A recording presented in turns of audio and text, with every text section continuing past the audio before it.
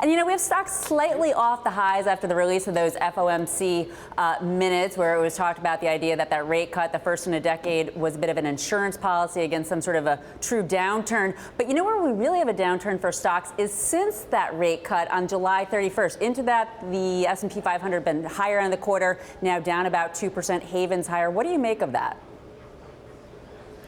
There's so much on the forefront. There's so many geopolitical risks out there. There's China tariff. There's Brexit.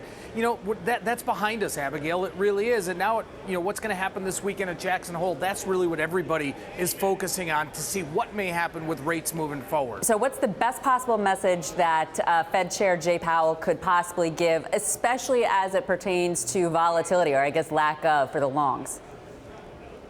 Sure. So, the street's looking for at least a quarter point. I think anything more than that would be a very big mistake. I think they should lower rates by a quarter and just continue to monitor the landscape, continue to monitor what's going on with the tariff situation. Anything you're seeing in options land that suggests that we will actually get that sort of a Goldilocks message?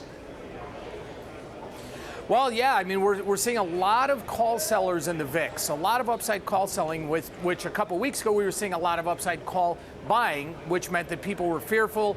That's what elevated the VIX, to that 20-ish level. Now we're coming in seeing those sellers here. So now investors are a little bit more bullish. Speaking of bullish, you're bullish on Splunk, or at least conservatively bullish. Talk to us about your options trade. Yeah, it is conservatively bullish. The expected move that the option market's pricing in is about $10 or so. There's big support in this stock just below, around 122. I'm buying next week's 135, 145, 155, $10 wide call butterfly. I can do that for about $1.50 or less. Fantastic reward to risk. That's why this is a conservative move to the upside. Very low investment for a potential very large gain.